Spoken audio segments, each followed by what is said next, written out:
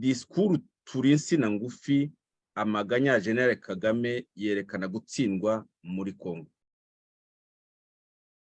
Ibyo byabanje kuntangaza cyane numva Kagame yiyita cyangwa yiyita u Rwanda, kuko kuri Kagame nta gitandukanye u Rwanda nawe niwo Rwanda, u Rwanda niwe.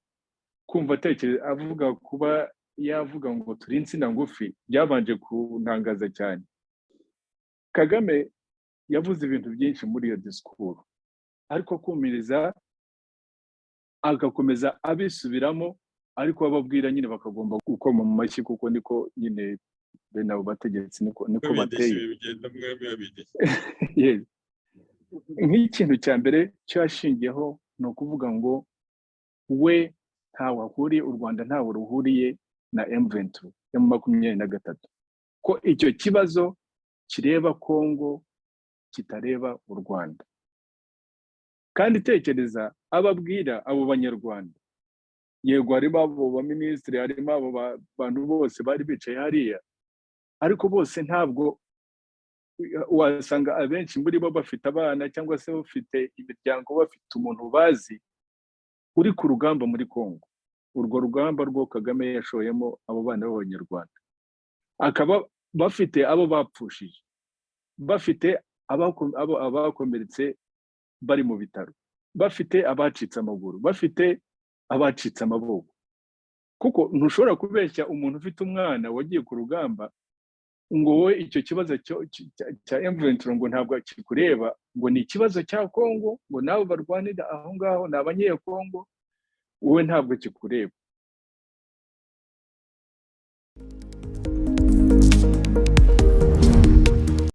Twibaza ngo impamvu Kagame ahora agaba ibitero muri Kongo ni icyo ni ikibazo twashingiyeho, yaba intambara ya mbere ya Kongo, yaba iya kabiri, yaba uko mbese byagiye byevurwa ibyo bitero akoresha kugeza kuri M23 ya 2012 kugeza kuri uyu munsi, tuvuga cya kintu cyo gusahura Kongo. Niwo ukunze gutanga imibare Yosefu, ariko icyo kintu wibuke ko yavuze ngo mu bintu byo turi byo ibyo ari byo byose, ngo icyo tutari cyo ngo ni ukuba abajura. Tekereza. Nagira ngo tudatinze shyiraho rya jambo rye riri mu Gifaransa, ariko 6B uramfasha kuri isobanura mu Kinyarwanda, aho Tshisekedi nyine avuga ati abanzi, yabwiraga urubyiruko. Natangiye mbivuga mu iriburiro, natangiye mvuga ko yabwiye urubyiruko yuko umwanzi atari umunyarwanda, atari abavandimwe babo b'abanyarwanda, ko umwanzi ari Kagame ubwe n'agatsiko. Mu gihombo gikomeye cyane iriya ntambara izasiga, murebe nk'umuntu w'umututsi muri Kongo asigaye hehe nyuma y'intambara? Asigaye nyuma y'intambara, haba ari muri Kongo haba ari no mu karere, umututsi asigaye hehe?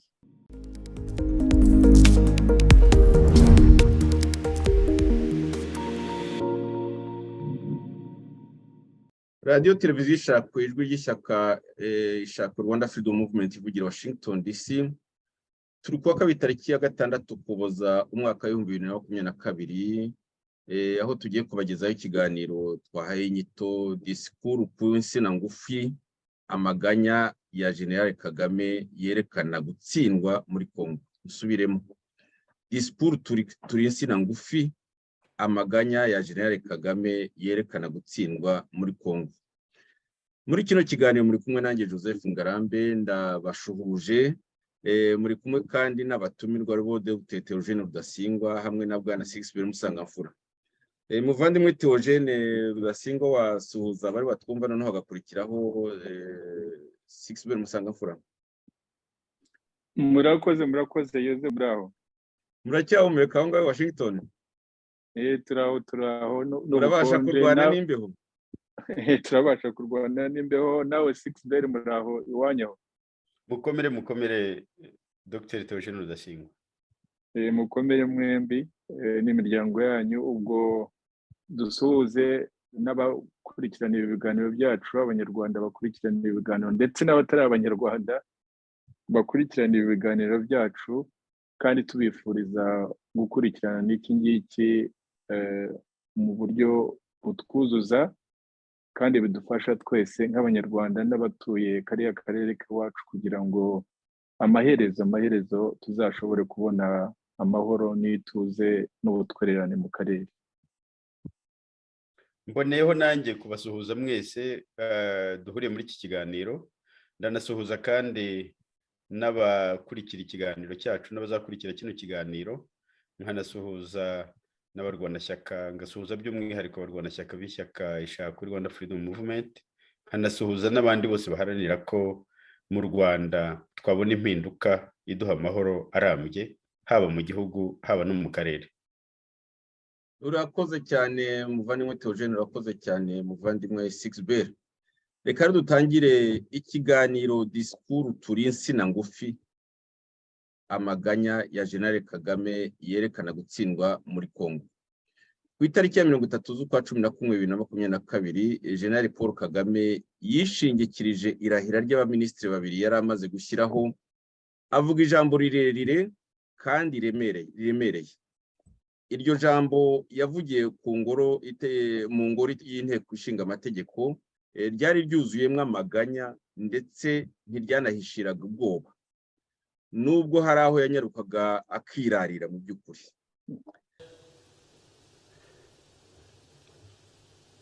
In comparison, Rwanda and Congo, there is more, much more, much more Congo offers to these people than Rwanda.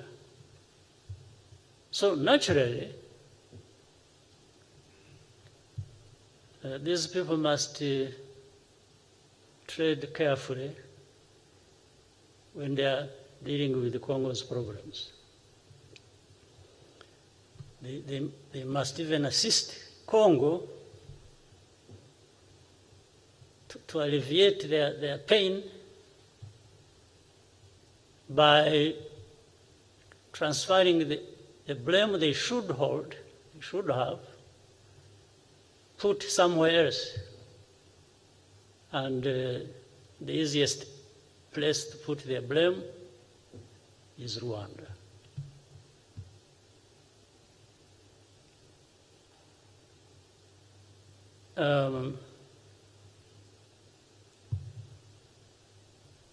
You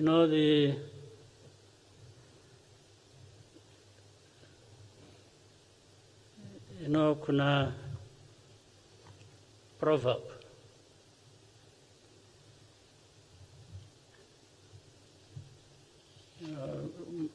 Hapa mnajua Kiswahili? Mnaelewa? Kwa Kiswahili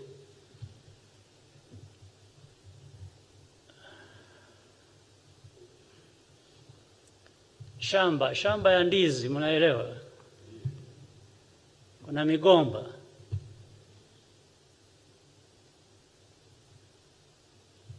Na kuna majani. Migomba yani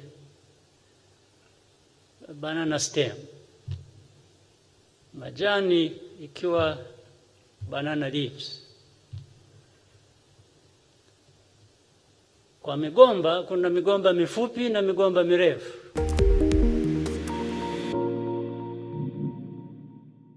Kuri iyo tariki ya 30 za 11/2022 muri Kongo, perezida wa Repubulika Iharanira Demokarasi ya Kongo Félix Antoine TSHIISEKEDI nawe yagejeje ijambo ku urubyiruko ku nama nkuru y'urubyiruko rwo muri Leta Iharanira Demokarasi ya Kongo. Urwo rubyiruko baba ari abantu benshi cyane bava mu mpande zose za Kongo, bari abahagarariye urubyiruko barenze 260 nk'uko tubibwirwa n'ibinyamakuru byabo. Urwo rubyiruko rero Félix Antoine TSHIISEKEDI yarusabye guhagurukira kurangiza urugomo Kongo ikorerwa na Kagame n'agatsiko ayoboye. arusaba no kudafata abavandimwe b'Abanyarwanda nk'abanzi, asobanura ko umwanzi wa Kongo ari Kagame n'ako gatsiko. Turaza gushyiraho iryo jambo rye, ni jambo mu by'ukuri ritari rirerire ariko rikomeye cyane. Nyuma yaho gatoya ku itariki ya 4 z'ukwa 12 2022, Bwana Anthony Blinken ushinzwe ububanyi n'amahanga bwa Leta Zunze Ubumwe za Amerika nawe yahamagaye Kagame, telefona Kagame amubwira ko agomba guhagarika ibitero we n'igisirikare cye bagaba muri Kivu yo mu majyaruguru, byitwa ngo ni M23. Ibyo ntibyashimishije Kagame nk'uko benshi mwabibonye mu binyamakuru bya leta ye, leta nyine y'agatsiko ka Kagame, aho mu by'ukuri kuva ejo nyine baratuka cyane umuhisi n'umugenzi, ariko Leta Zunze Ubumwe za Amerika zo ntiberura, baravuga gusa ngo ntibumvikana, ngo Kagame ngo ntiyemeranywa na Bwana Blinken. Ibyo bagomba kwemeranywaho ngira ngo n'abamushyizeho, ibyo bagomba kwemeranywaho n'abamushyizeho, ubwo ngubwo turi bubyibazeho dutanga n'ibisubizo. Muri kino kiganiro rwose turabasesengurira iby'ingenzi muri iryo jambo rya Jenerali Paulo Kagame, ryibutsa mu mateka ibihe byagiye bibimburira ihirima ry'ingoma z'igitugu. Nibutse ko rwose hagiye habaho kuburira abanyagitugu, ndetse abanyagitugu benshi bagiye byitwa ko ngo bakore Amerika, ariko bakarangira nabi. Twatanze hambere ngaho urugero rwa Mobutu Sese Seko, ariko n'urugero rwa Habyarimana narwo twaruvuzeho, birashoboka ko tuza kugarukaho. Nagira ngo rero muvandimwe Theogene utangire kino kiganiro, nihe duhera tuvuga tuti Disikuru, Turi, Insina, Ngufi, Amaganya ya Jenerali Kagame yerekana gutsindwa muri Kongo. Kabone nubwo hari ibiganiro bitanu twakoze, mpamagariye abantu kuzongera kumva batarabyumvise, ndaza no kubisubiramo. Twavuze byinshi mu byo tugiye kuvuga muri aka kanya, ariko buri gihe twabemereye kujya tuvuga ibintu aho bigeze. Ijambo ni ryawe muvandimwe Theogene. Murakoze cyane Yosefu na mugenzi wanjye Sixbert, namwe dufatanyije iki kiganiro. Ibyo byabanje kuntangaza cyane numva Kagame yiyita cyangwa yiyita u Rwanda, kuko kuri Kagame nta gitandukanye u Rwanda nawe niwe Rwanda, u Rwanda niwe. Kumva atekereza avuga, kuba yavuga ngo Turi, Insina, Ngufi, byabanje kuntangaza cyane, kuko ubundi ni umuntu wiyemera, ni umuntu ukabya, ni umuntu ubeshya, ni umuntu wirarira, naho adafite ingufu ashaka kwerekana ko afite izo ngufu. Byabanje kuntangaza cyane. Iyo bije rero bikurikirana n'ikiganiro cy'ubushize cyo uko turi batatu twakoze, cyavuga ku yindi Disikuru. Izi Disikuru uko ari ebyiri, iya mbere murayibuka ibyo twasesenguye, aho yavugaga cyane kuri se na Traffic Pro, akaza kuvuga ko yumvaga ashaka kuniga abahutu bari muri leta, ni ukuvuga ba Sixbert abo ngabo, akavuga uko yanze nyine ibintu bya runari. Iyo mu by'ukuri ugiye kureba ni nka Disikuru yerekanaga uko Kagame we nk'umuntu ateye n'uko ategeka mu gihugu, ni ukuvuga domestic, mu gihugu ndani Kagame ategeka ati. Iriya Disikuru wavuga ko ari Disikuru mu by'ukuri mu rwego rwa diplomasi, imibanire ye n'abaturanyi, imibanire ye n'amahanga. Wakavuze uti mbese ni nka bene za Disikuru abantu mbese basheshe akanguye baba bamaze igihe kirekire mu butegetsi, babita ubundi mu Cyongereza babita statesmen, sinzi uko mubita l'homme d'etat, yes mu Gifaransa. niko babita mbese abantu basheshe akanguhe mu butegetsi iyo abumbuye akanwa avuga imibanire n'amahanga cyane cyane nicyo kiba kibaranga cyane. Kagame ntacyo yaduhishe, ibyo yavuze ku mibanire ye n'abaturanyi n'amahanga byose yabivugiye muri iyo disikuru. Iyo disikuru izo zombi uzishyize hamwe, njye mu by'ukuri ndifuza kuzabikoramo agatabo kagufi ko ari za disikuru ebyiri zivuga ku gihugu kimwe ariko kandi zerekana uko Kagame ateye nk'umuntu, uko ateye nk'umutegetsi. Kuko uko utegeka mu gihugu iwawe ahanini nibyo byerekane ibyo ukora hamwe n'abaturanyi, ibyo ukora n'amahanga. Ubundi mu Cyongereza no mu bintu bya diplomasi bakunze kuvuga ngo your domestic policy explains your foreign policy. Ni ukuvuga ngo politiki yawe ndani mu gihugu ahanini niyo yerekana imibanire yawe n'abaturanyi n'amahanga. Ntacyo rero Kagame yaduhishe muri izo disikuru uko ari ebyiri kandi zaje zikurikirana. Kagame yavuze ibintu byinshi muri iyo disikuru. Turaza kwibukiranya, reka mvuge mbanze ntangirire kuri bitatu byo cyane cyane byo nabonye byerekana nyine uko Kagame ateye.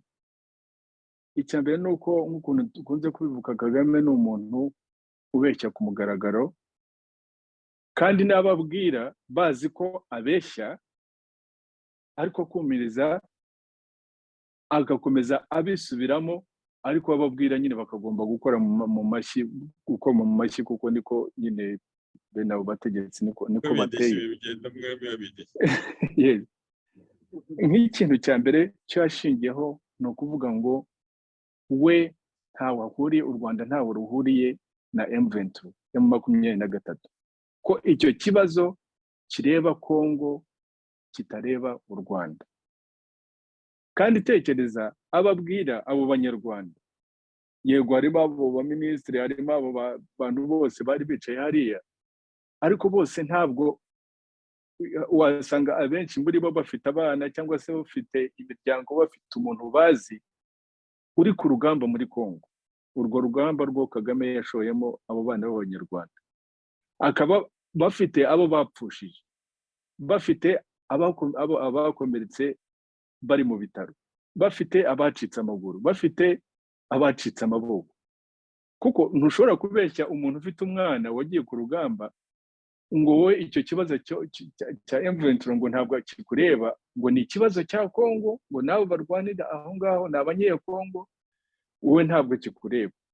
Icyo kintu nicyo mu by'ukuri kikwereka uko Kagame ateye. Ni nk'uko rero nk'icyo ngicyo mvuze cy'uko abeshya abantu ku mugaragaro, nka kiriya akunze kumiriza nyine akavuga ati nubwo ageraho nyine Kagame ntabwo atinzamo, ageraho akibeshyuza nk'ibyo yavuga ko ntabwo ari twebwe twarashe indege ya Habyarimana, kandi abizi neza ko muri FPR abantu bazi neza yuko hari icyo gikorwa ari igikorwa cya FPR kandi ari we cyaturutseho, akabeshya ariko yagera akavuga ati I don't give a damn. Ni nko kuvuga ngo cyangwa se hahandi agira ati abantu baturega ko twishe, yageraho ati turamaze, twaramaze.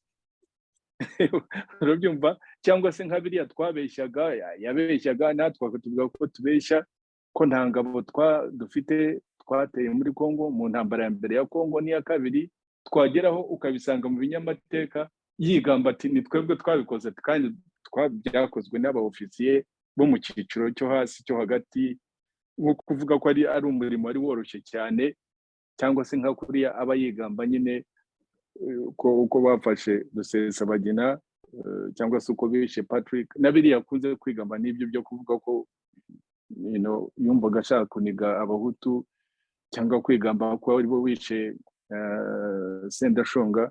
Ageraho rero akivamo, ariko ubundi aba yabitangije icyuma nk'icyo ngicyo kugitura aho ngaho ati M23 ntabwo ari ikibazo cyacu, ni ikibazo cya Kongo gituruka ku mitegekere mibi ya Kongo. Icyo ni icya mbere ntabwo mvuga ko kirantangaje kuko ahubwo kirashimangira ibyo dukunze kuvuga kuri uwo muco wa Kagame wo kubeshya, kandi akabeshya ku mugaragaro, abeshya abanyarwanda, kandi abo banyarwanda yita abaginga ngo ntabwo bazi ukuri, baba babizi kuko icyo kibazo abo bana bagwa muri Kongo n'abana babo.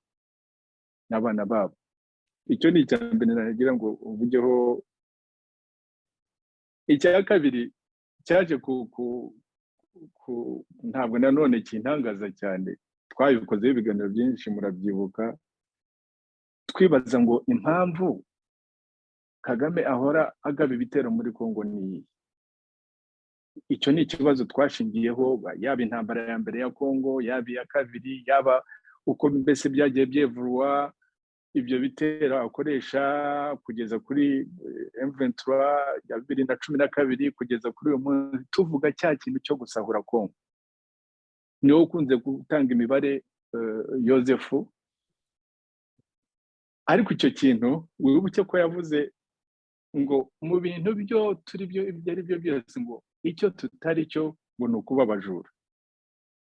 Tekereza, aravuga ngo mu byo abantu batuvuga byinshi, ibyo tutari byo n'ibyo kuba abajura, kandi ahubwo icyo ngicyo aricyo kirego cya mbere ko actually ko ari abajura.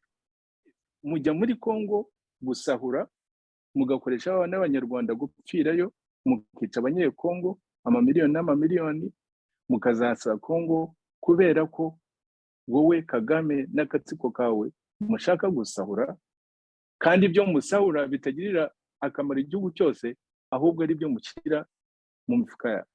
Icyo cyo yavuga ngo ntabwo turi abajura, yagisobanuye ati, yaravuze ngo ntabwo turi abajura, noneho arega n'abo babifatanyije mu by'ukuri.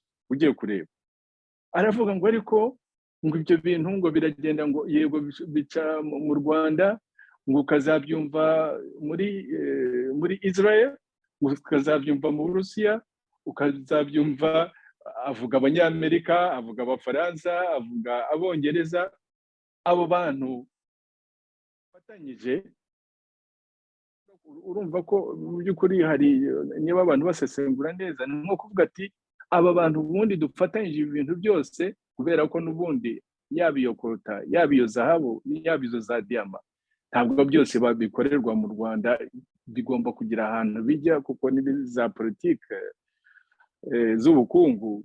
Ibihugu nyine bikize muragenda mugafata ayo mabuye mukayatwara Antwerp, mukayatwara muri Israel, mukayatwara hehe, bakayavanamo nyine amabuye y'agaciro yandi bagurisha za miliyoni na za miliyoni, mwebwe bakabaho 10%.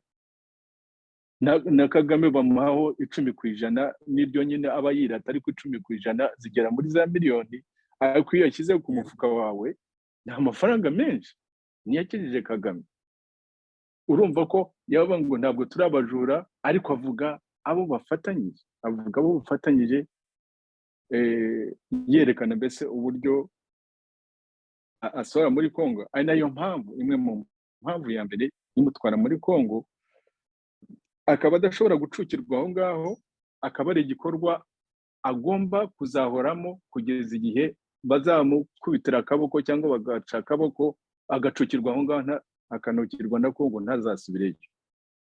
Ariko kuri we nta kuntu, urabona ko n'ubu ngubu bimugoye, nubwo bimuteye ibibazo byinshi, aracyahanyanyaza atekereza ngo hari uburyo icyo gitero kizaguma muri Kongo. Ariko mu gusoza iki kiganiro by'ubushize ko yafashe iriya myanya, ariko azayivamo byanze bikunze. Urabona ko ariho bigana, iyo myanya azayivamo, kandi ayivemo amaze gutakaza byinshi, amaraso y'abanyarwanda, amaraso y'abanyekongo. Mumbabaririreho gatoya. 6 nagira ngo wakire bandimwe Tojende aho yaragejeje iriya disikuru ya Kagame. We yakuguye kimwe by'ukuri, yakuguye cyari Amaganya ye, umuntu wiyemera usanzwe, undi kuko yiyemera cyane, ariko cyane bikomeye. yari Amaganya yo kwivuga Turi, Insina, Ngufi, mu yandi magambo atubonerana, isi yose iratwanga. Ubu ngubu ariho araganye mu by'ukuri. Kongo niyo ubu ngubu basigaye bumva ko ifite ibyibaha. Nk'isi Singapore ya Afurika yo ni iki kiri bitanga 6 urakoze cyane Yozefu Ngarambe. Ndagira nshimire na Dr. Theogene Rudasingwa arakomereza aho yarageze mu kanya, ariko hagati aho ndagira ngo ngire ibitekerezo ntanga kuri iriya disikuru ya Kagame. Nanjye koko nabonye ari amaganya gusa, hanyuma nkanabona ko yemera ko intambara yo muri Kongo yamutsinze nk'uko twabihanuye mu biganiro bitandukanye twakoze. Ndizera kuza kutwibutsa ibyo biganiro n'igihe twabikoreye kugira ngo waba afite icyamucitse nibura ashobore kongera acyumva, kuko biriya bintu twarabivuze. Twahereye aho twaba tuti Kagame ariho arategura intambara muri Kongo, ubundi tunerekana ko niyo ntambara izamukoza isoni. Isoni rero yazimukojeje. Icyo navuga ni uko turebye aho ibintu bigeze ubu ngubu, hari byinshi cyane Kagame ahombeye muri kiriya gitero cyo muri Kongo. Urabona ku rwego mpuzamahanga Tshisekedi yamurushije mu bubanyi n'amahanga, yamurushije intambwe imbere ku buryo rwose isi yose baba ari babandi Kagame urabona muri Afurika hari ukuntu yiyerekanaga nk'umuntu ngo uharanira Afurika cyane, ishema rya Afurika n'ishema ry'abirabura.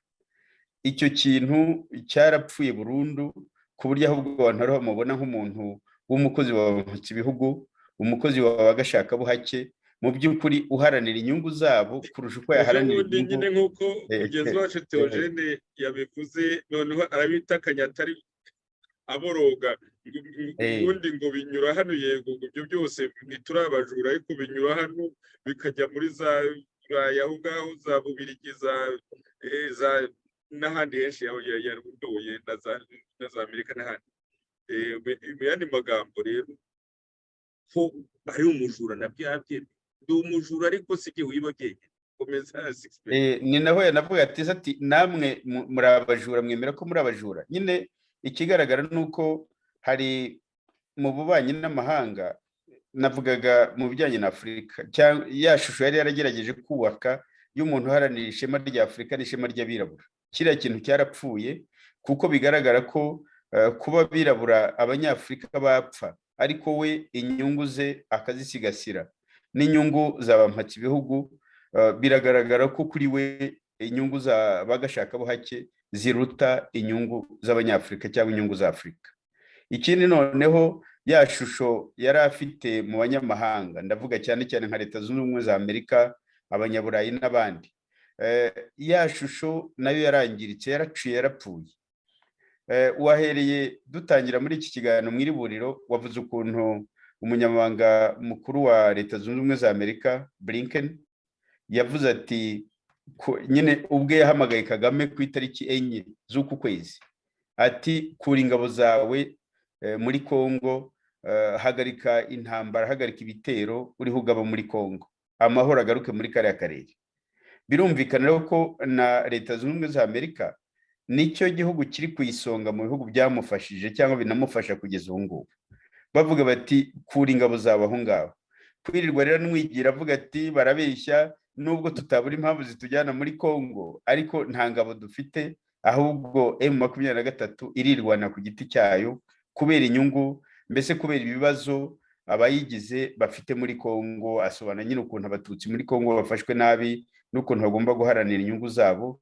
Wakavuga rero ati niba ubwabo bariho barwana. Mu by'ukuri ikintu numvisemo hariya ni uko nyuma yari amasezerano ya Rwanda na nyuma y'iki gitutu kiriho gituruka hirya no hino, we arashaka kugira ngo yerekane ko M23 uko izitwara bidafitanye isano n'u Rwanda, bikaba bica amarenga by'uko M23 izanga ibitekerezo byatanzwe n'ariya manama n'ibitekerezo biri bituruka hirya no hino.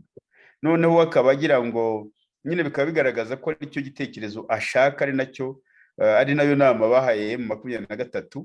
Mu by'ukuri ariyo nama bihaye, kuko niba bariho barwana muri uriya mutwe, yuko bazavuga ati ntaho duhuriye, nimwumvikane uriya mutwe, twebwe ntabwo bitureba. anavuga yuko ngo bagomba kugirana ibiganiro n'uwo mutwe aho kugira ngo bumve ko kuvugana n'u Rwanda bihagije. Nkabona rero biriya naramuka bikomeje birajyana ahandi twavugaga ko azahakura inda y'akabati muri Kongo, ko azahakura ishyano. Naramuka akomeje muri abo buryo bizamutera ibibazo. Rero nkabona ruriya rugamba araruhomberamo cyane. Hari muri politiki mpuzamahanga, ndavuga muri bya bihugu bya mpatsi, ibihugu nyine biriya bihugu bimufasha mu by'ukuri, bimuha amafaranga, binamufasha muri diplomasi, bimufasha bimuvuganira hirya no hino. Hariya isura ye yarangiritse cyane, hakaba no mu banyafurika no mu karere, aho hose yataye ibaba, ku buryo rwose abantu byatumye abantu barushaho kumumenya, barushaho kumubona, ku buryo politiki ye mu gihe kiri imbere, politiki ye izamugora, haba mu karere, haba muri Afurika, haba ku rwego mpuzamahanga, izamugora cyane. Ikindi rero Dr. Theogene Rudasingwa avuga ati muri ya disikuru abanyarwanda ariho abwira barabizi ko abeshya. Nabonye nakurikiye indimi yakoresheje muri ya disikuru, nsanga ikinyarwanda yego gifitemo ijanisha nka 30% n'ibindi, ariko hari n'izindi ndimi yakoresheje bikaba bivuga ko n'igiswahili, ariko igiswahili yacyadukanye n'igiswahili nyine niho nashaka kugana. Bikaba byerekana ko arabwira abanyarwanda, arabwira abanyamahanga, ariko akanabwira n'abantu bo mu karere, kuko igiswahili ni ururimi mu by'ukuri rwa East African Community. Ndavuga uriya muryango uhuriyeho n'ibihugu by'umwihariko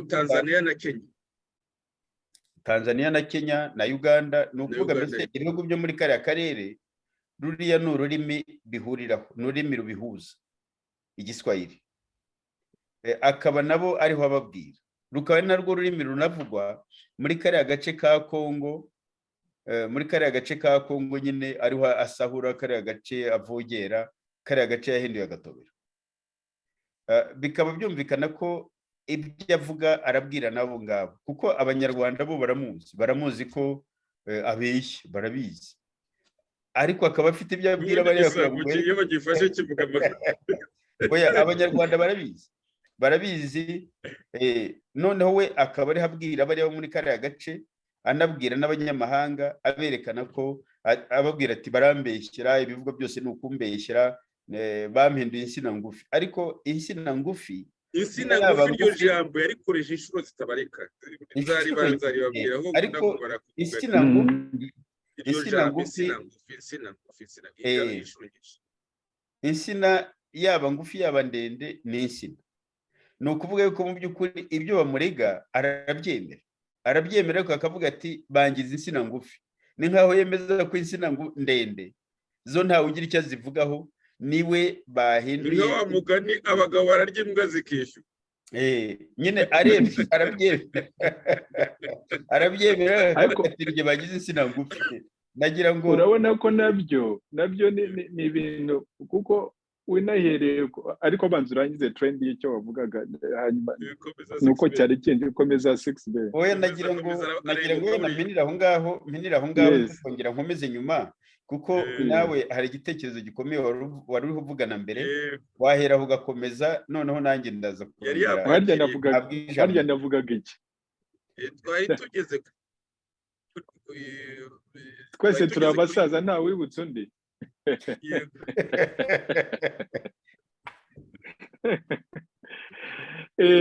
Icyo navugaga cyane icyo narengezeho, nashaka no gufata kuri ibyo ngibyo yavuga ngo abo dufatanyije ibyo gusahura, kiraza kiganisha no kuri icyo ngicyo wari ugezeho 6B cyo kuba insina ngufi, kuko aho yahereye no kuvuga ngo Kongo kuko ari igihugu kinini kandi gifite byinshi,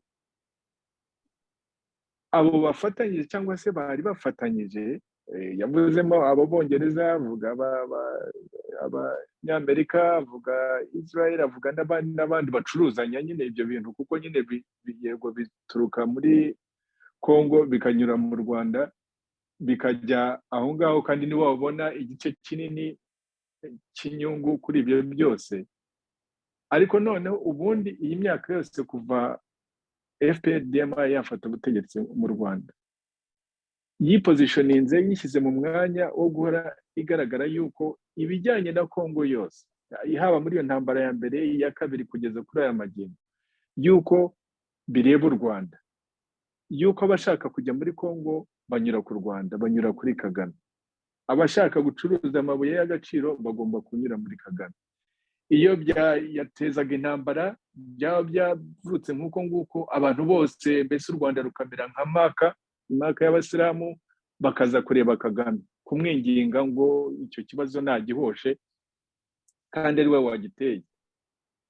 Ikibazo rero Kagame afite nuko yatinze kubyumva, kubimenya uko isi ikora, uko business y'isi zikorwa, ukuntu abo bacuruzanya uko batekereza, kuko ubu ngubu bageze cyane cyane kuva Tshisekedi yaba perezida, urabona ko abo bacuruzanyaga barimo kwibaza ngo ese ni ngombwa ko tugomba kunyura kuri Kagame? Kuki noneho tutajya muri Kongo direct? Kuki tutajya gukorana n'abanyekongo direct? Icyo rero aho yagize atya byari nko mu nzozi, arakangutse asanga abantu noneho bashaka gukorana. Niho yavugaga ngo Kongo ifite byinshi byitanga kurusha ibyo u Rwanda rutanga. Icyo rero mu by'ukuri ni ikintu gikomeye cyane mu mikoranire y'ibihugu, mu mikoranire y'izo nyungu z'ibihugu n'amakompanyi abakora ku isi hirya no hino, kuba noneho bumva badakwiriye guca kuri Kagame, guca kuri FPR-DMI ngo bajye muri Kongo, ahubwo bakigira muri Kongo direct. Nicyo avanaho kuvuga ngo twebwe turi insina ngufi ntawe utwitayeho, mbese nko kwa kundi akoresha ibintu bya genocide, mbese kwigira victim, kandi nabyo yarabigizemo uruhare, byaba ari impfu z'abatutsi zaba ari impfu z'abahutu, kwigira victim ngo none ngo turi insina ngufi, ngo kuko Kongo yo ifite ibyitanga ngo bayitayeho, ngo bose noneho baduteraniyeho ngo kuko twebwe ntacyo dufite. Niyo mbese urumva ko arimo gutekereza, ariko yakabaye icyo ngicyo yarakimenye mbere, ntabwo ugomba kukimwigisha. Umutegetsi agomba kumenya ikambere iwe uko bimeze. Ni nk'imiryango yacu, buri muryango ugomba kumenya uko uwifashe. Ntabwo umuryango ukeneye ushobora kugenda ngo wihanike uvuge ngo wabuze n'ibyo kurya, wabuze n'amazi yo kunywa, ngo uvuge ngo urashaka kujya kugura Mercedes Benz, ngo urashaka kugura indege, kuko urabizi neza ko udafite ubwo buryo bwo kubaho bene gutyo. Na Kagame rero bisa nkaho akangutse atekereza yuko abantu bamutahuye ko ari insina ngufi, kuko n'ubundi u Rwanda ni insina ngufi, igihugu cy'igikene, ahubwo we nuko afatanya n'abo bantu bo hanze gusahura abanyekongo, agasahura n'abanyarwanda bo yita ngo ni insina ngufi. Kagame we ibyo by'ubukene ntabwo ari byo bintwaye ku kindi kibazo rero, aho muri iyo disikuru aho ngaho yageze ngo nyamara wumve hari igihe Kagame afite uburyo atekereza rimwe na rimwe bikugora kumva, ngo ariko kandi ubwo yavugaga ku bintu bijyanye n'imfashanyo, inkunga mbese ibihugu bitera, ngo nyamara ngo twebwe ngo ntabwo tumeze nk'abariya, ntabwo mbese ni nko kuvuga ngo ntabwo tumeze nka Kongo, ntitumeze nk'abandi banyafurika, wa mwirato mbese ubwo bugarutse ubibonamo. Kagame afite bene cya kintu mbese cyo gutekereza ko ya superiorite yo dukunze kuvuga, uko atekereza na kariya gatsiko ke, niyo abantu bari hamwe yitaga abo baperezida bandi bose ko ari abantu b'abapfumbafu, ngo nta imitekerereze yabo, imiyoborere yabo, ngo nyamara twebwe ngo dufite uko ducreate value, we create value, ngo for money given to Rwanda, given to us, ngo we create more value for them than anybody else.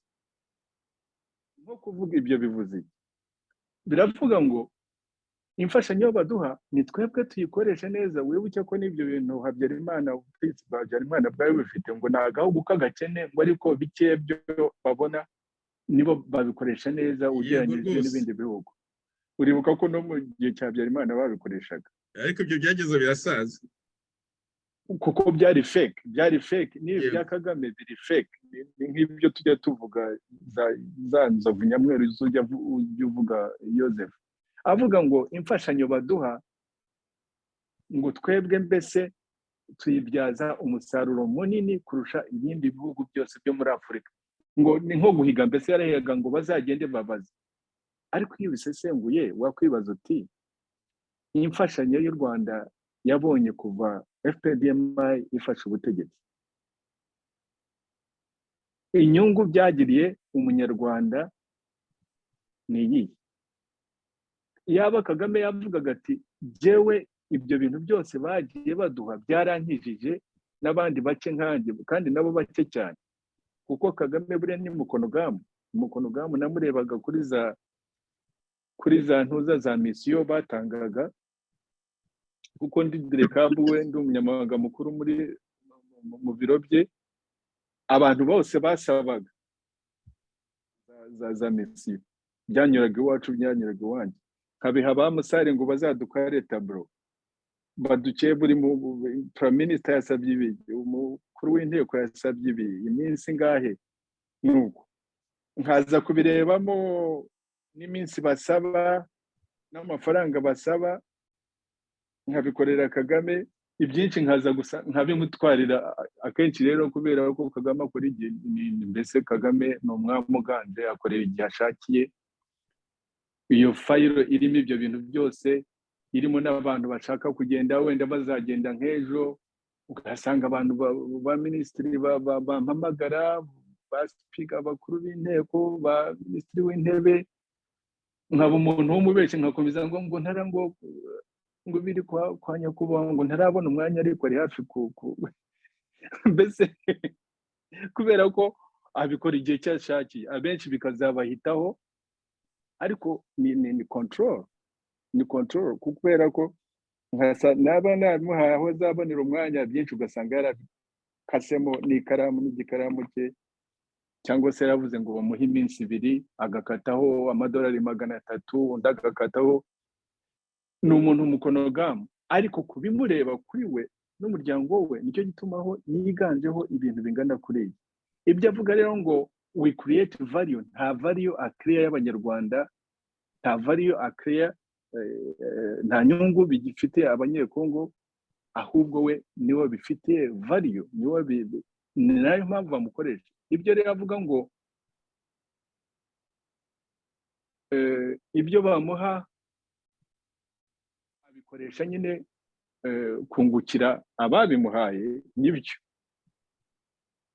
Kuko ibyo tuvuga bya Total muri Mozambique yungukira Total yo abanyarwanda basama isazi barinze ibigega bya Total niyo yunguka, ariko abo bana ntabwo n'imiryango yabo ntabwo ari bo bunguka. Ariko Kagame bamuvunguriraho 10% kuri we, ni miliyoni nyinshi azishyira ku mufuka. Ibyo ajya muri Central African Republic yacitse bakamuha amafaranga, ntabwo byungukira abanyarwanda, niwe byungukira. Aho ajya aho ngaho za Sudani n'ahandi, ntabwo ari ibyungukira abanyafurika, ntabwo ari ibyungukira abanyarwanda, ariko ahubwo ni Kagame we ubwe ubyungukiramo. N'ibyo nayo mafaranga mwavuze Joseph Union European yamuhaye ngo kuko ari n'indi bigega bya Total, miliyoni 20. Miliyoni 20. Iyo myth ni nka myth really, kuvuga ngo acrea ngo value ngo kugira. Ariko nakongeraho yuko muri bya bintu bitari by'ubugome mu by'ukuri ku banyarwanda, mbere yo kumuha ya miliyoni 20 burya bamuhaye miliyoni 620 ngo z'umwenda muri Eurobonde ziriya. Uriya mwenda twawuvuzeho ngo n'umwenda mu by'ukuri wo kwishyura wa mwenda, nari naravuze ko batazigera babasha kwishyura umwe yafashe mu 2013 umwenda w'ibihumbi 400 by'amadolari. Noneho mvuga ko batazabasha kwishyura ziriya nyubako zo muri Kigali. Yego, navuze ko batazawishyura kandi bagomba kwishyura wose nyuma yo kwishyura buri mwaka miliyoni ziri hafi 28 mbere yo kwishyura izo ngizo buri mwaka. Baranawe ku myaka 10 miliyoni 280 bagomba kwishyura ziriya miliyoni 400. Narahoraga mvuga nti ntibazabasha kwishyura ziriya miliyoni zagiye muri bya bikorwa by'inzovu za Nyamweru, kandi kuko niko byagenze. Ariko kubera nyine kariya kazi ko kwemera kujya kuba abaja bo kujya kurinda ibigega bya za izine za Total, kubera kwemera ubwo buja ni nako bamuhaye iriya nguzanyo ya miliyoni 620 ejo bundi bavuga ngo bashe kwishyura yandi utazabasha kwishyura. Kandi rero nabonye Minisitiri wa Finance avuga ngo nayo ngo ntago twayishyuye yose, ngo hari ibindi twayakoresheje. Urumva rero ko ari mu nako si uri mu bibazo gusa, u Rwanda yarushyize mu bibazo, ari mu bibazo bikomeye cyane. Icyo yita nyine ko ari solution, igisubizo kujya kwiba. Noneho baramuza kwiba rero, baramuza kwiba tunyaruke dukomeze nyine tuvuga tunanyaruka, bariho baramubuza kwiba. Birakomeye. Abajyaga bamubyinira bose mwabivuze, abajyaga bamubyinirira ibyo bihugu byose yabivuze ati nyamara turibana, abivuga amazina. Abo bose ati batumere nabi. Nagira ngo twihute tuganishe kuri ntuza kuri iriya disikuru ya Blinken twayivuze, aho nyine nyuma yaho hari bwakeye biruta uriya nyine asigaye tuma kuvuga ibintu bitamusa mu by'ukuri, kuko ni umuntu nzi neza cyane. Ntabwo bimusa pe, ni umuntu nzi neza cyane. Ariko ni nka muri gande, wumvise ibyo muri gande avuga, ni nk'ibya muri reka mbasomere gatoya article yasohotse uno munsi ku itariki ya 12 nyuma ya Twitter yanuza ya Blinken, uri Anthony Blinken. Ku gihe kuri no tariki ya 6 basohoye inyandiko igira iti Perezida Kagame ntiyemeranyije na Blinken ku miterere y'ibibazo by'u Rwanda na Kongo. Inyandiko irakomeza igira iti Perezida Paulo Kagame yagiranye ibiganiro n'umunyamabanga wa Leta Zunze Ubumwe za Amerika Anthony Blinken, ntibyakuraho kutabona ibintu kimwe ku bibazo biri muri Repubulika Iharanira Demokarasi ya Kongo n'uburyo byakemurwa. Ni ibiganiro byabaye kuri iki cyumweru tariki ya 4 Ukuboza 2022 nk'uko byemejwe na Minisitiri w'Ububanyi n'Amahanga Dr. Vincent Biruta. Ni ibiganiro byabaye mu gihe umwuka uri hagati y'ibihugu byombi utifashe neza, aho u Rwanda rushinja DRC Repubulika Iharanira Demokarasi ya Kongo gukorana n'umutwe wa FDLR mu kuruhungabanyiriza umutekano, mu gihe nayo irushinja gutera inkunga umutwe wa M23. Abayobozi ba RDC bo mu bagezaho bavuga ko batewe n'u Rwanda runyuze muri batewe n'u Rwanda runyuze muri M23. Mu butumwa yashyize hanze kuri uyu wa mbere, Blinken yabanje kuvuga ko yagiranye ibiganiro by'ingirakamaro na Perezida Kagame, ndetse ko Leta Zunze Ubumwe za Amerika zisaba u Rwanda kubahiriza ibyemeranijwe i Rwanda birimo guhagarika inkunga u Rwanda ruha M23. Ni quotation aho ngaho. Ni quotation nyine, urabona ikinyamakuru igihe nyine noneho cyemeye kinavuga nyine ibyo Blinken yavuze. Inyandiko yakomeza igira iti ni ibirego u Rwanda rwakomeje guhakana, nk'uko nyine muvandimwe Theogene yavuze nyine ko Kagame ahakana ibintu byose abantu babona, akaba yavuga ko atitwa wenda na Kagame. Inyandiko iti ni ibirego u Rwanda rwakomeje guhakana, ruvuga ko ntaho ruhuriye n'uyu mutwe, ko ibyo ari ibibazo bya Leta ya Kongo. Ni umutwe w'ubuye imirwano ushinja Leta ya Kongo ko basenyanye amasezerano menshi agamije gukemura ibibazo by'umutekano, ariko ntiyubahirizwe.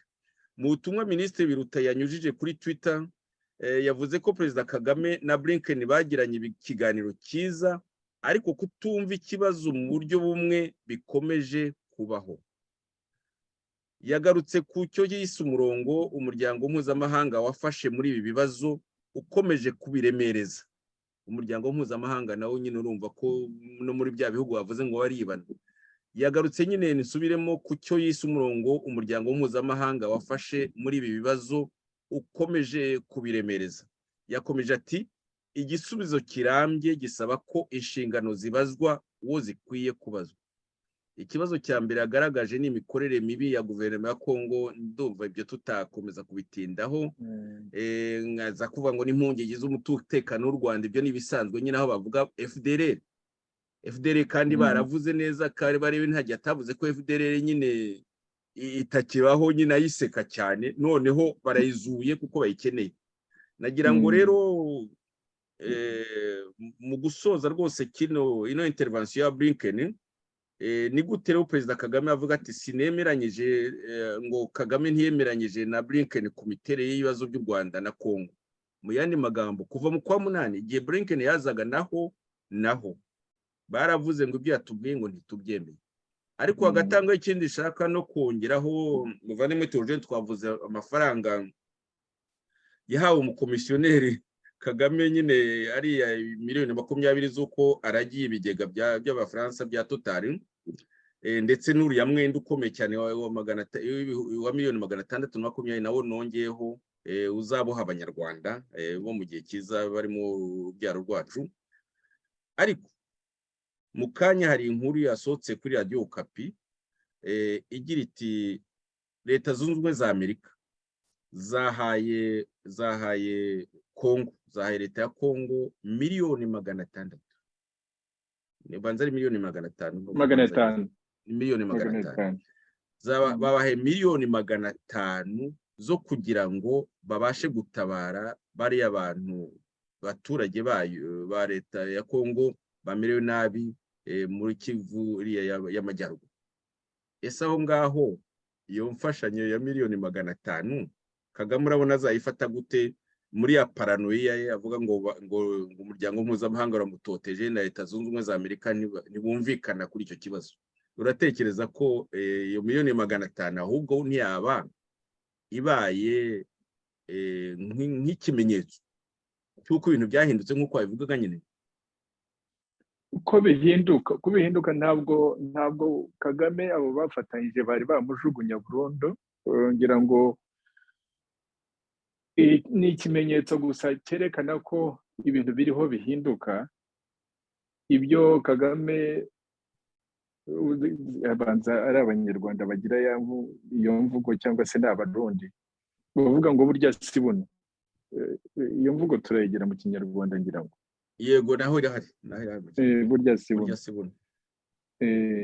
Kubera ko ni nayo mbese tumaze umwanya tugerageza kuganiraho kwerekana ko ibyo Kagame yabyutse mu gitondo bisa nkaho ari inzozi, asa nkaho avuga ati abantu noneho baduhinduye insina ngufi, akibagirwa ko n'ubundi yari insina ngufi, ariko ubundi hari uburyo yari yaritwaye ko mbese ari we nyamara, bya bindi tujya twita nyamara. Iyo ubaye umukomisiyoneri mu ruganda bakwita kuri nyamara mbese cyangwa wa muntu uba kuri shantiye ukoresha abandi, sinzi n'ukuntu twabitaga mu Rwanda. Ni kapita, babitaga ba kapita mu Rwanda. Ariko mu Rwanda na nyempara abaho mu Kinyarwanda. Nyempara. Nibyo. Yegara amagambo menshi dusangiye n'abagande amwe namwe tuhakomora. Nyempara. Kuko abanyarwanda bajyaga bajya gupagasayo, burya hari amagambo menshi yagiye aza mu Rwanda mu Kinyarwanda. Kuko yarabaye umukomisiyoneri, yibagirwa ko abo bagukoresha ikindi gihe kigera baba bagukamuye hasigara ibikatsi bakabikira. Niko bagiye bafata abantu bagiye bafatanya nabo, bagera igihe bakabihindura ibikatsi bakabajugunya. Ibyo rero nibyo nyine twavugaga, kuko ibyo byose ari amafaranga nyine bahaye Kongo, iyo miliyoni 500 ari iyo telefoni Blinken yagiranye na Kagame, ari ibyo ubona hirya no hino. Abantu bose bazi yuko M23 mu by'ukuri ahubwo bamupfa gasoni bakavuga ngo rekeraho gushyigikira, ariko barabizi ko M23 n'abasirikare b'u Rwanda. U Rwanda rufite muri Kongo hariya abasirikare b'ingeri nyinshi cyane cyane, ariko abo bita ntuza special forces hafite abasirikare hafi bageze ku 6,000. Ni intwaro zikomeye cyane, intwaro abantu niyo mpamvu nyine abantu bavugaga bakabishyira muri ya kwa kundi bandika mu maraporo ya Loni na MONUSCO ngo ariko aba bantu ngo bafite intwaro, ngo bafite n'ibikoresho ngo bidasa nk'ibyo abantu mbese b'inyeshyamba, ntabwo bafite intwaro zimeze nk'iz'inyeshyamba. Urumva ni nko gutsinda kuvuga ngo turabizi. Kandi ikindi cyagaragaye ni uko ari abanyamerika, ari na Loni, ari na MONUSCO, kubera ibikoresho bafite bihambaye bireba kure kurusha n'amaso y'abantu, bigaragaza yuko ingabo z'u Rwanda nizo ziri hariya muri biriya bice byafashwe n'aba bantu bita ngo ni M23.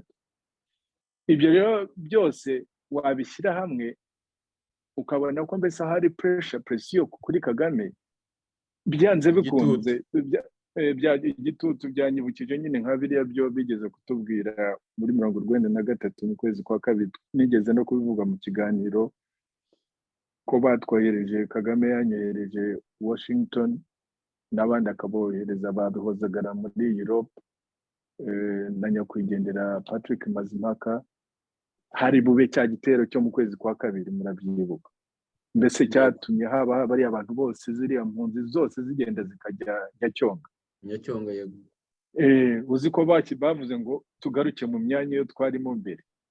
Yego. Babicisha kuri Museveni, na Museveni abibwira Kagame n'iki byanze bikunze turahava. Nanjye ubwanjye barabimbwiye muri State Department, ndabyibuka numva ndakaye cyane, turi muri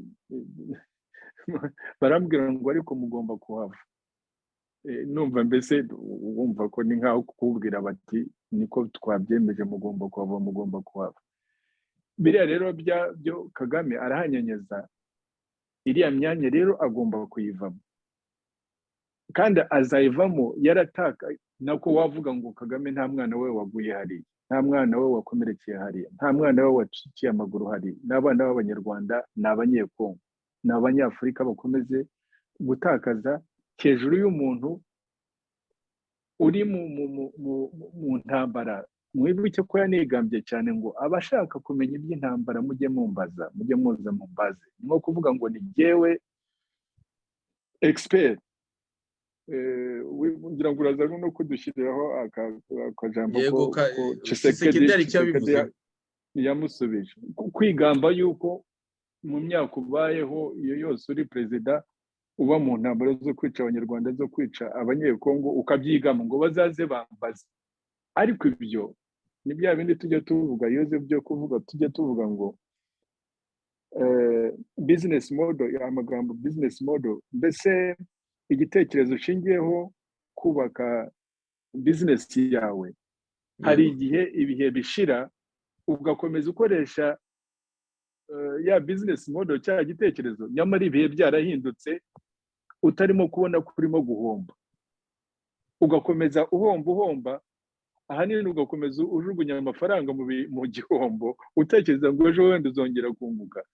Niyo ntuza Kagame, kubera ko yahiriwe n'ibyo bintu by'intambara byo yigamba, agahanura indege akicara Habyarimana akabona nta kibaye, akagira uruhare muri ibyo bintu bya jenoside y'Abatutsi, ntihagire ubimubaza ahubwo akabikoresha buri gihe.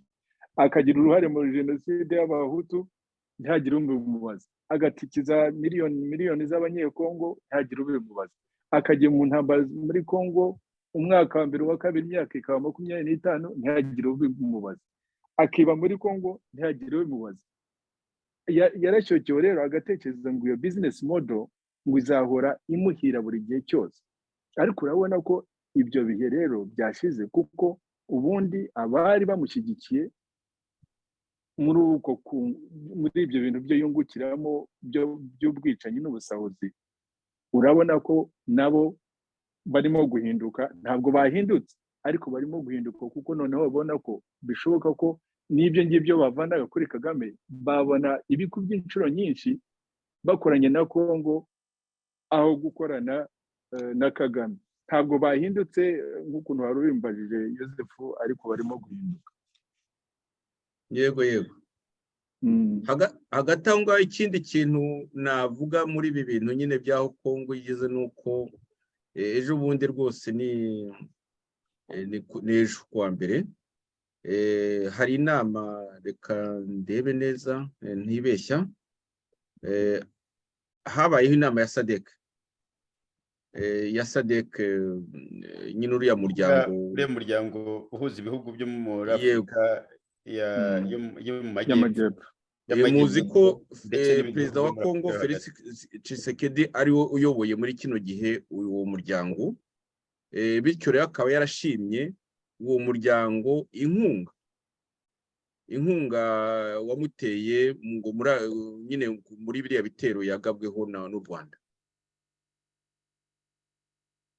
mu gufungura iyo nama ubundi ireba cyane cyane abagize inteko zishinga amategeko.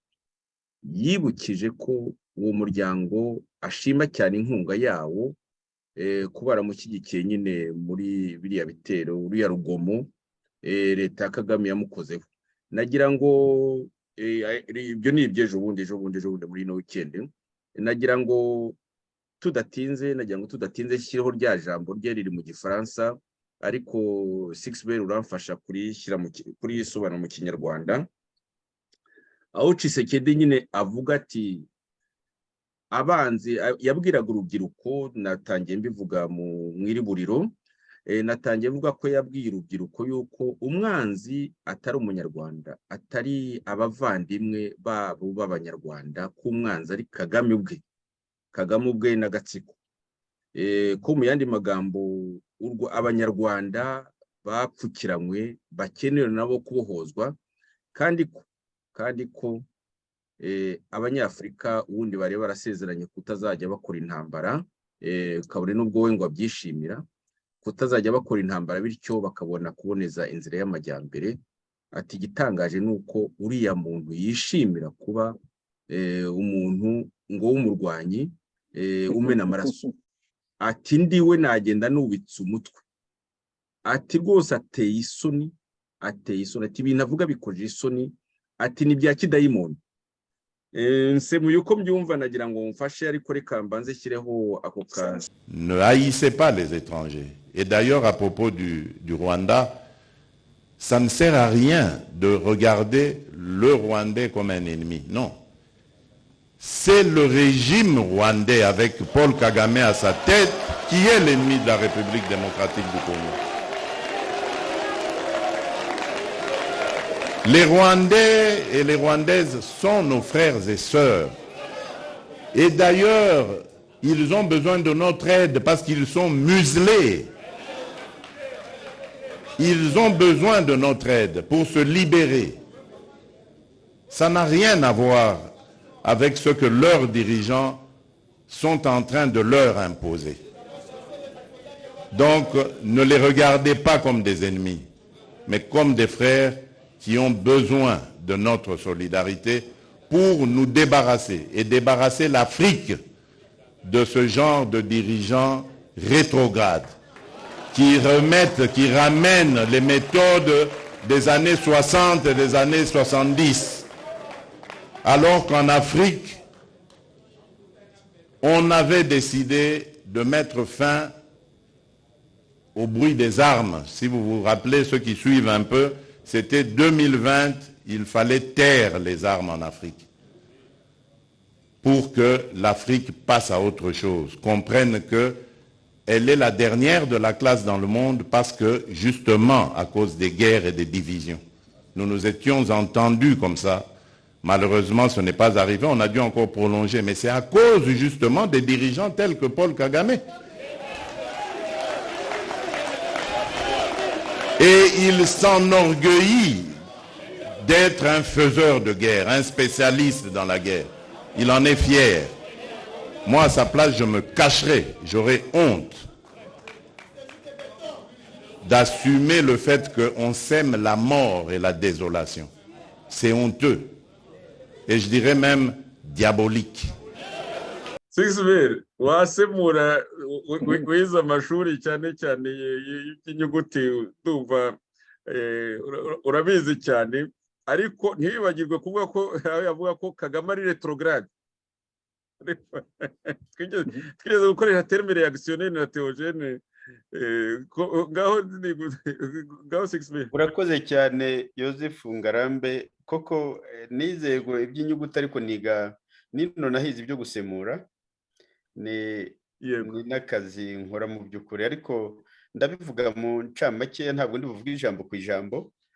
Waravuga ati mu ijambo ariho abwira urubyiruko, iyo nama y'urubyiruko rw'abanyekongo, aravuga ati mwifata umunyarwanda nk'umwanzi, mwirebe umunyarwanda nk'umwanzi wanyu.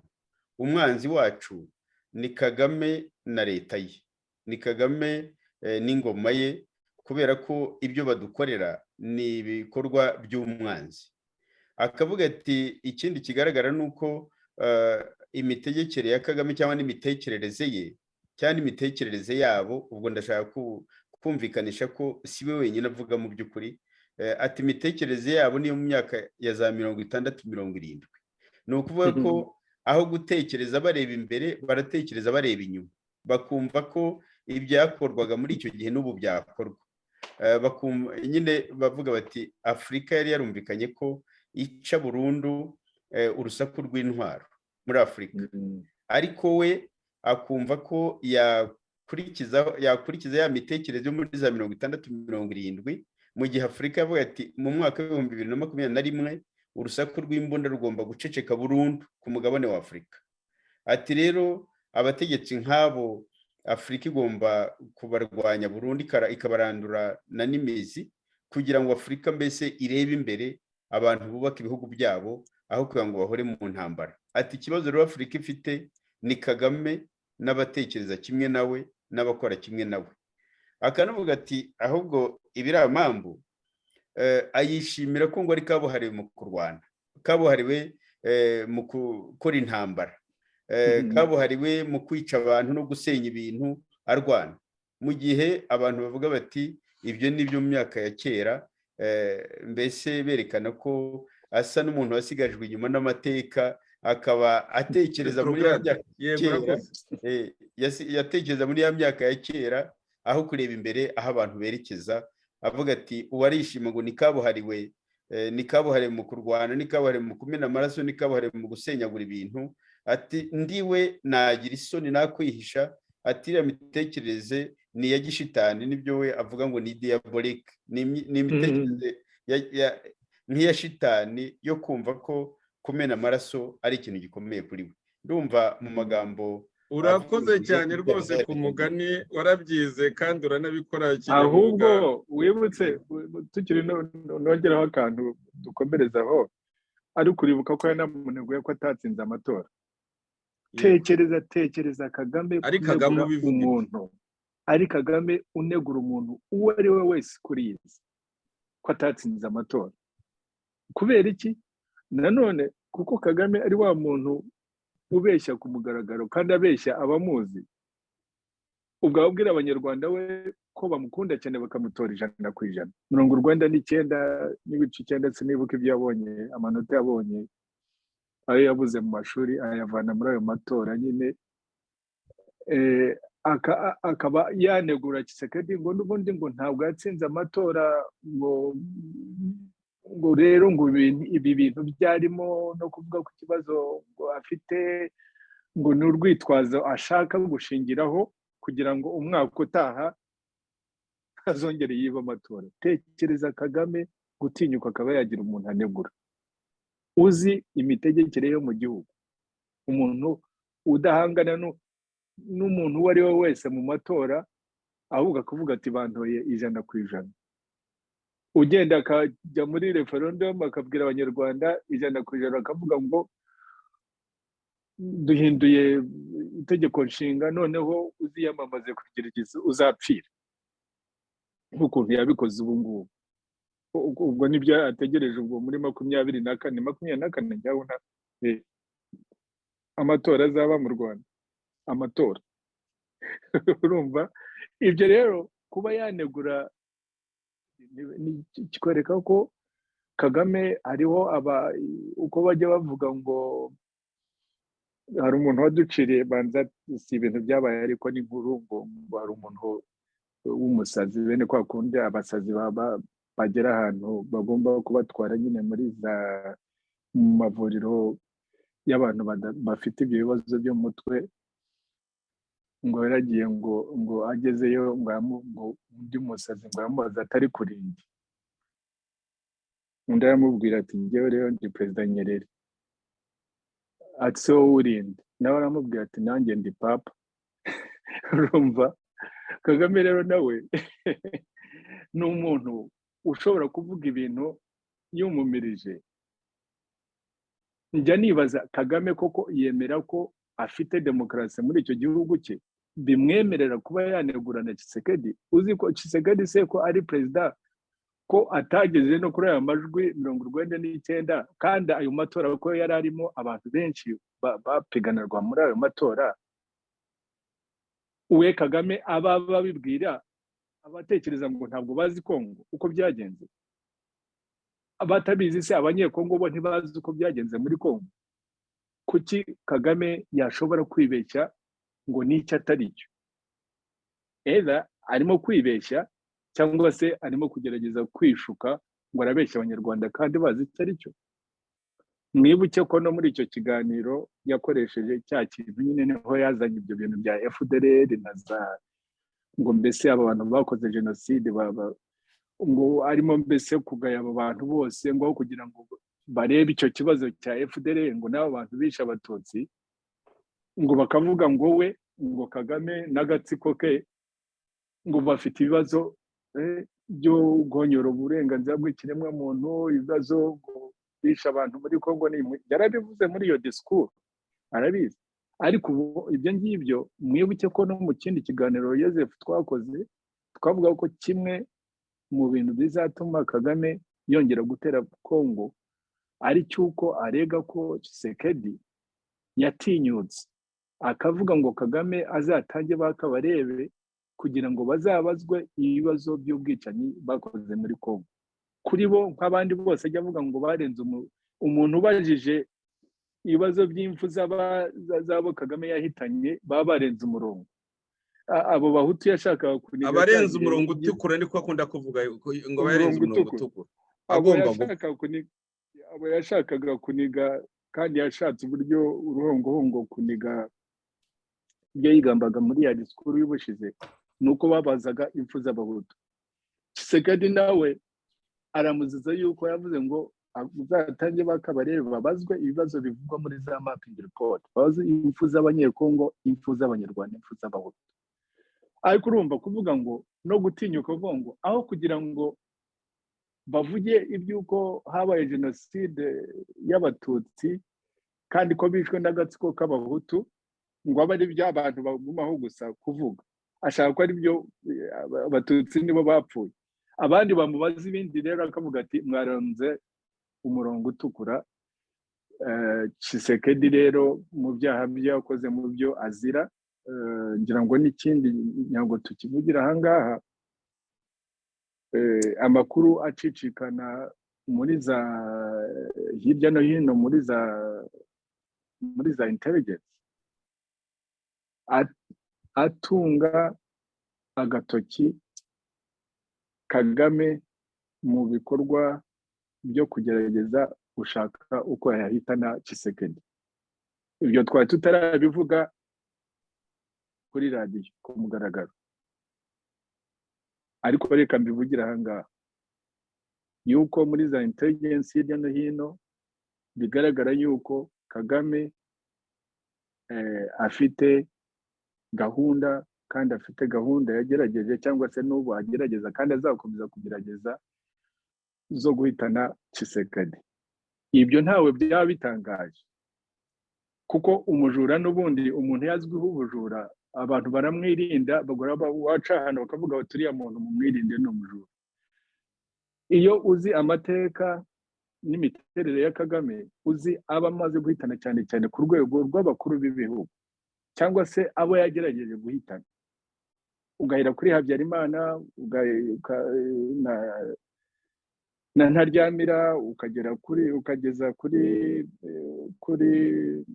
Laurent Kabila, yewe nubwo atamuhitanye ariko niwe wamuhitanye kubera ko nabo ngabo ba Mobutu bose nyine bapfuye bazerera hirya no hino, barakoze nabo amabi menshi, ariko bose byaturutse ku bikorwa bya Kagame. We ni nk'ikivugo, afite ikivugo gikomeye, ikivugo cyo yavuga ati nahitanye kanaka na kanaka na kanaka na kanaka. Ibyo ngibyo rero n'abandi mu karere ari abo ibyo byakunze kugaragara bitajya bigaragara wenda mu maradiyo n'ibyo tuba kuvuga, abo yagerageje aho yatekereza kuba yahitana mu karere, ubundi akanabyigamba yakubita urutoki ku rundi. Urabyumva ko ibyo Tshisekedi azira cyane cyane nuko ahagaraye ku busugire bw'igihugu cye, akaba avugisha ukuri kandi avuga ku nyungu z'abanyekongo bose, kandi bahuriyeho bose, hafi abanyepolitike bose n'abanyekongo noneho bagihuriyeho. Murabona ko batanze n'ikirego cyangwa se bari mu nzira yo gutanga ikirego cy'ubwicanyi bwabaye muri kariya karere ka kontororwa na M23. Turangira ngo muraza kunyibutsa uko ako karere kitwa, bishobora kuzavukamo no ku ibyo bya mapping report kongera kuzamuka kishishe. Yes, ibyo byose ni wa murongo ntarengwa wo Tshisekedi, wa murongo utukura Tshisekedi yarenze n'ibyo azira. Nubwo yaza arunda atari Tshisekedi ari umunyekongo uvuga ku nyungu z'abanyekongo, ubuza u Rwanda kuvogera Kongo, ubuza gusahura Kongo, ubuza kwica abanyekongo, Kagame azavuga ko yarenze wa murongo utukura.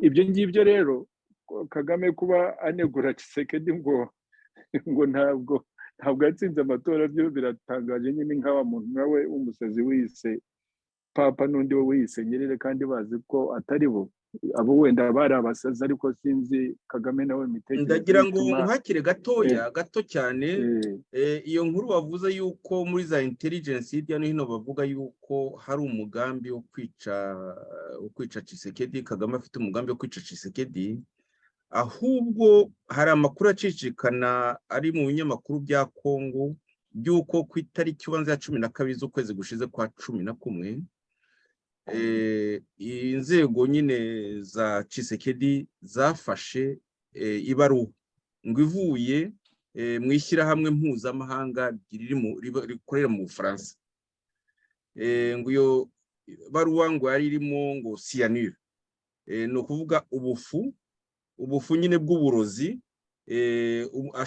ngo Tshisekedi ashobora kuba yahumeka nyine bukagenda bumuniga buhoro buhoro, bumuza guhumeka buhoro buhoro. Barashyira amajwi mushiki wabo, twigeze gushyira ahagaragara ibyaje nyine benshi baje kumenya nk'utuzi twa Munyuza, murabyibuka neza. Tugishinga RDC twabishyizeho n'amajwi tuyashyiraho kuri za YouTube, noneho yari yarafashwe nyine Munyuza n'abandi abantu bose bagiye babumva amajwi, ndetse hari n'ibindi Theogene wanazanye byinshi cyane, n'ibi bihugu byose birabizi, ndetse wanditse n'igitabo kuri byo. Utwo tuzi twa Munyuza kimwe n'ibyo bintu byo kushaka kukwica no kwica abandi byose byagiye hagaragara. None rero twavuze utuzi twa Munyuza, noneho harimo n'ubufungo rwa mushiki wabo. Sinjye bivuga n'ibinyamakuru biriho bivuga hirya no hino, ntabwo ari igihe iyo nkuru si yanjye, ni inkuru nanjye nagiye numva warahuze ubuti muri za intelligence, ariko mu binyamakuru iyo byacicikana banavuga ko ngo bishobora kuba ari mushiki wabo. Ibyo bintu rero noneho sinzi noneho ko tuzabyita, niba tuzabyita ubufu bwa mushiki wabo cyangwa se tukabyita akawunga ka mushiki wabo karoze.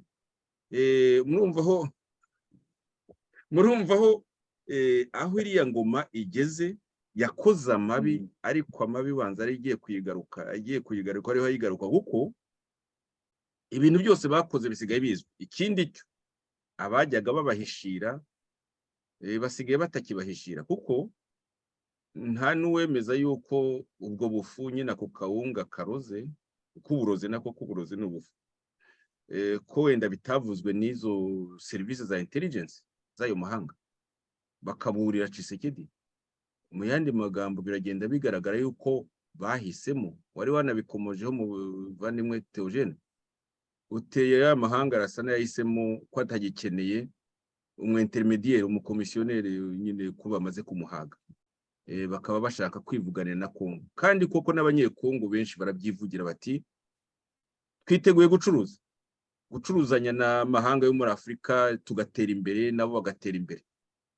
Ati ibiza kuvoma igihugu cyacu byiba byica twabirambiwe, kandi rero mu byo noneho na Kigali wisakuza cyane kuko kuva nyine Tshisekedi avuga ariya jambo nashyizeho mu kanya barasaze n'abantu umuntu atabikekeraho nka Murigande abitwa abandi uhungire hebo ni ibisanzwe. Nabonye n'umudamu witwa Gashumba uriya usigara ambassadrice yahoze ari ministre w'ubuzima asigara ambassadrice muri ariya majyaruguru y'Ubufaransa hariya muri bihugu umuturanye 6 bose bahaguse kuri za Twitter barasakuza baratukana bavuga amahomvu mu by'ukuri. Theogene rero turi off nduva mwiyuti kera yajyaga dukangura no mu gicuku ngo murakora iki ko bamaze iminsi bamereye nabi mukamutavuga aho nibyo buriya impamvu ubona bacicikana hirya no hino n'abasanzwe batavuga ba Murigande n'abatito n'abandi mbese bose buriya aba yabahamagaye akababwira ati mukora iki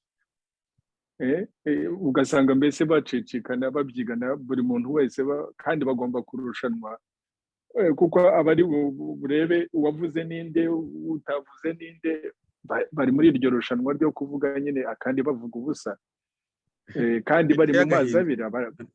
Barabizi ko igihugu cy'u Rwanda na Kagame n'ako gatsiko nyine kari ku isonga rw'icyo gihugu, barabizi ko na Kagame arabizi ko ari mu mazi abiri, ariko shyiramo ako kanyabugabo ndetse kwihagararaho akabeshya.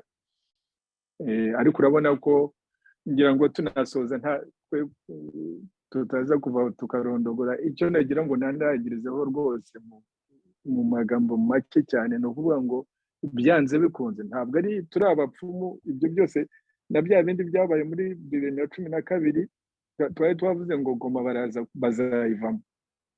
bayivamo koko, kandi bayivanywemo n'abatanzaniya hamwe n'ingabo za Afurika y'Epfo na Zambia na MONUSCO muri rusange, ariko bo nibo iyo brigade yo bari bafite yagize uruhare cyane kuvana M23 kuri Goma. Ukibaza uti ubuzima bwahatakariye bw'abanyarwanda n'abo banyamurenge, ubwo buzima se bwapfuye? Nibi ngibi bafashe Bunagana ndabona ngo bari mu nzira ngo barajya gufata ngo Goma, ngira ngo banza rejo uriya musirikare umufisiye w'umunyakenya ukuriye ingabo za Kenya hariya kuri Goma yavuze ati abwira abantu muri ya mishyikirano ya Nairobi ati hagomba kuba hari abantu bazabwira na M23 reka tubabwire, ni nkaho yabwiraga Kagame ati nta muntu uzigera ufata Goma duhari. N'ubu mukanya muze kureba sinabisomye neza ngo ndebe, bisa nkaho ari itangazo M23 yasohoye uyu munsi, ngira ngo nyuma y'ayo magambo yo Blinken yavuganye na Kagame ivuga ngo irashaka ngo kuvugana ngo nabo bakuru b'izo ngabo nyine zihaya mbese zo gucunga umutekano hariya, uburyo bishobora gukorwa ngo kandi basaba kuvugana n'uriya muhuza. Ntabwo ubundi muri iyi minsi yashize ntabwo arirwo rurimi bari bafite rwo kuvuga, baravuga ngo n'ibyo bya Rwanda ntabwo bariyo, ntabwo bibareba, mbese ko wakundi Kagame yamenyereye kwigira agahinza. Ariko byose biragana he? Byanze bikunze niho nagira ngo prediction cyangwa se prediction niko mu prediction ntekereza ko ari turatekereza ko no guhanura ibizaba bigiye kuba guhanura ibizaba ariko nta bundi buhanga natwe so kuvuga ngo turabahaga tureba nyine nk'abapfumo turasesengura tukavuga ariko twebwe turabona yuko byanze bikunze ibigaragara byo nuko Kagame yatsinzwe muri Kongo nubwo adashaka kubyemera. Amagambo ye yose yasesenguye nicyo yerekana, ari ukwihagararaho, ari nayo maganya, iyo byose byerekana ko yatsinzwe.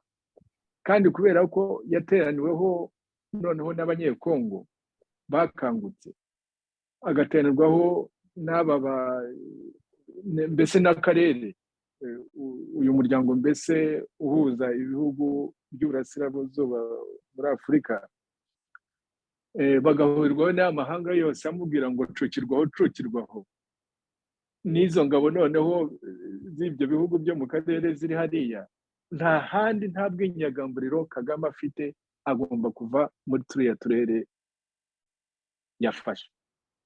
Noneho ukibaza ngo inyungu Kagame avanye hariya ni iyihe, igihombo avanye hariya ni ikihe?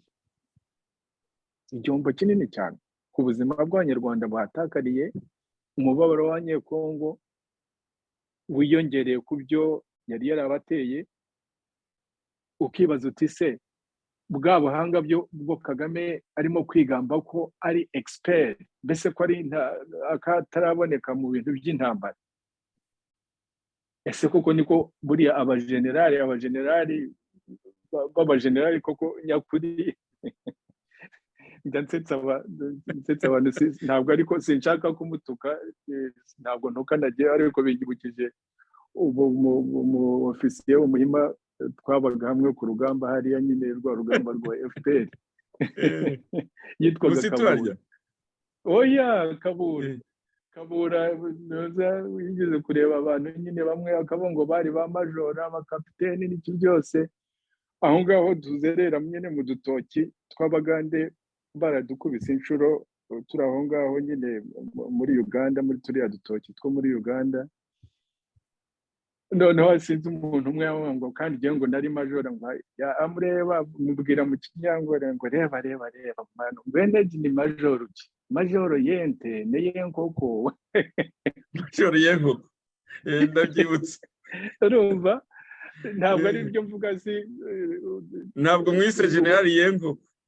Oya, ntabwo mbimwise, ibyo yihaye, ibi by'ubujenerali ibyo yihaye, ariko nagira ngo mwibutse yuko abajenerali bashobora, icya mbere ntabwo babyigamba, ntabwo bigamba ko, nta muntu ujya wigamba ko ari umujenerali ukomeye, abandi barabimwita, ariko cyane cyane bikava mu bikorwa by'intambara by'abakoze, kandi ibikorwa byagiriye akamaro abaturage cyangwa se akarere cyangwa se isi. Abajenerali bo tuzi ku isi dushobora kuvuga ko, ariko kuba wakwigamba utyo kure ngo abashaka kubaza iby'intambara muzaze mumbaze jyewe Jenerali Kagame, ariko aba mu ntambara zo kwica abaturage. None se kwica abaturage no kubagira impunzi mu gihugu cyabo, hari ishema ririmo? Ibyo ishema ririmo, ubujenerali burimo n'ubundi, cyangwa se kugenda ugafata Bunagana, ahantu nk'ari ugafata Bunagana, ubwo wavuga ngo ubujenerali, wavuga ngo byari bigamije iki, inyungu yavanyemo ni iyihe, ubujenerali agaragaza hariya ni ubuhe? Turangirizeho dushimangira nuko Kagame ejo bundi uzava muri ibyo byo bice by'utwo duce twafashe, kandi uzahava igihombo kibaye ku banyarwanda bapfushije abana babo, nabo wita ko ari abanyamurenge ngo ukigike ubeshya, hamwe n'abakomerekeye aho ngaho, hamwe n'abanyekongo bapfiriye hariya, n'abandi b'impunzi bangana kuriya. Icyo nicyo gihombo. Ariko kuko nk'uko Tshisekedi yabivuze, nta buhangange muri ibyo ngibyo kuba wakwirata ko ngo uzi iby'intambara, kubera ko nta kintu kigaragaza ko kirimo ubuhanga bw'umujenerali muri icyo gikorwa wakoze cyo gutera Kongo muri iki cyiciro. Nibyo ngibyo nagira ngo mvuge. Urakoze cyane. Hari ukuntu ujya uvuga ko abajenerali bashaje bakunze gukoresha uburyo kera bwigeze kubahira kandi bikaba bitakigezweho. Ugeze kuvuga ko business model ya Kagame ishaje, ikecuye, ndetse tuza no gushyiraho rya jambo rya Tshisekedi aho avuga ko Kagame ari umuntu retrograde. Harya wakoresheje irihe jambo mu gusoza nasoza sixwell ijambo wakoresheje rya retrograde wase? murakoze mwembe. Nari navuze yuko nyine yasigajwe inyuma n'amateka. Yego, yasigajwe inyuma n'amateka. Batekereza ikinyumanyuma. Yego. Murakoze cyane. Akantu yenda gato navuga, ni akantu nagira ngo nunganire Dr. Theogene Rudasingwa kuri biriya by'uko Kagame yaneguye Tshisekedi ko atatsinze amatora. Nibutsa yuko Kagame abagerageje guhangana nawe mu matora, abatarishwe barafunzwe, abandi baramenengana, ndetse n'abatavuga rumwe nawe bavuga bati tuziyamamaza.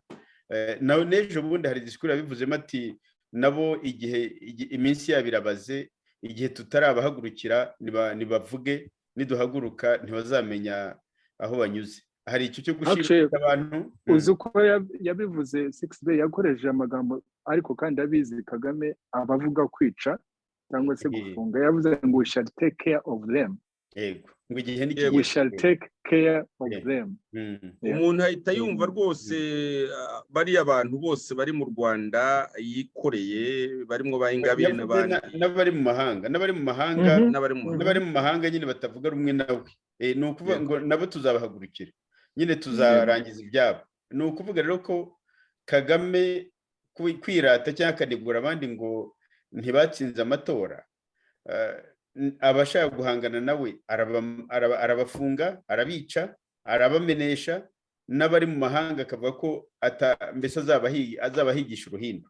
Ikindi navuga ni uko kwiba amatora nko muri 2003 rwose n'ikizi bose ko yatsinzwe amatora ariba. Abantu bari mu gisirikare batanze ubuhamya vuga ukuntu baraye batera ibikumwe, batera amakashe, bagira bate n'amamodoka agatunda amakonteneri y'amajwi n'ibindi kwa ngo nibabarura bizagaragare ko Kagame yatsinze twagira mu matora. Ariko ikindi nuko reba uriya wafunguwe ejo bundi Dr. Niyitegeka, imyaka yafunzwe yose azira ko yashatse guhangana na Kagame mu matora. Reba uriya mukobwa wa Rwigara Diane, ukuntu yafunzwe n'umuryango we rwose, Kagame agashaka kuwuzimya burundu n'imitungo yabo n'iki byose akabigira ubusa, nka bya bindi bya Mwongere wa Nyankaka, kubera ko uwo mwana yashatse kwiyamamaza. Biriya nyine biragaragaza ko Kagame ibyo avuga mu by'ukuri n'ukuri nyine biratandukanye cyane. Ni umuntu ubeshya kandi akumumiriza akagira igihangange, abeshya abantu, kuko abanyarwanda baramuzi kuba yiba amajwi, kuba yarahinduye amategeko kugira ategeka ubuziraherezo. Abanyarwanda barabizi. Kuba rero yaseka abahandi ni ikintu kigayitse cyane, kinagaragaza nyine wa muco we wo kubeshya. Akandi kantu nagira ngo mvuge nuko mu gihombo gikomeye cyane iriya ntambara izasiga, murebe nk'umuntu w'umututsi muri Kongo asigaye hehe nyuma y'intambara? Asigaye nyuma y'intambara, haba ari muri Kongo haba ari no mu karere, umututsi asigaye hehe? Inyungu akuye muri iriya ntambara ni iyihe? Nagira ngo nsoreze aho ngaho mbashimira. Murakoze. Nanjye reka ngushimire muvandimwe 6B, nshimire n'umuvandimwe Theogene kuri kino kiganiro. Kwari ukubwira abanyarwanda mu by'ukuri aho ibintu bigeze byo muri Kongo. Hari byinshi byo kuvuga ntabwo umuntu yayamara muri kino kiganiro kimwe. Turabizeza inshuti za radio ishaka ko rwose tudatindiganyije tuzakomeza kubagezaho amakuru no kuyabasesengurira. Reka nibutse ibiganiro 5 byabanjije iki ngiki, rwose bakangurira batarabyumvise kujya kubishaka kuri YouTube mukabyumva, kuko birasobanura byinshi, birerekana aho ibintu bigana. Iki ari ikiganiro cya mbere cyari cyo ku itariki ya 12 mu kwa 2022, aho twagize tuti Jenerali Kagame agiye gutera Repubulika Iharanira Demokarasi ya Kongo ku mugaragaro. ahangaha naho yari yavuze disikuru ariko kubera ko dusoma neza ibyo avuga duhita tuvuga ko Jenerali Kagame yagiye gutera Repubulika Iharanira Demokarasi ya Kongo ku mugaragaro kandi koko bihita biba. Twongeye gusubizaho ikindi kiganiro cya kabiri cyari gifite ino nyito Kagame yateye Repubulika Iharanira Demokarasi ya Kongo nk'uko twari twarabihanuye. Icyo kiganiro cyo ku itariki ya 2 z'ukwa 4 2022. Twongeye icya gatatu tugiha inyito intambara za Jenerali Kagame muri Kongo zizamuhitana amaherezo.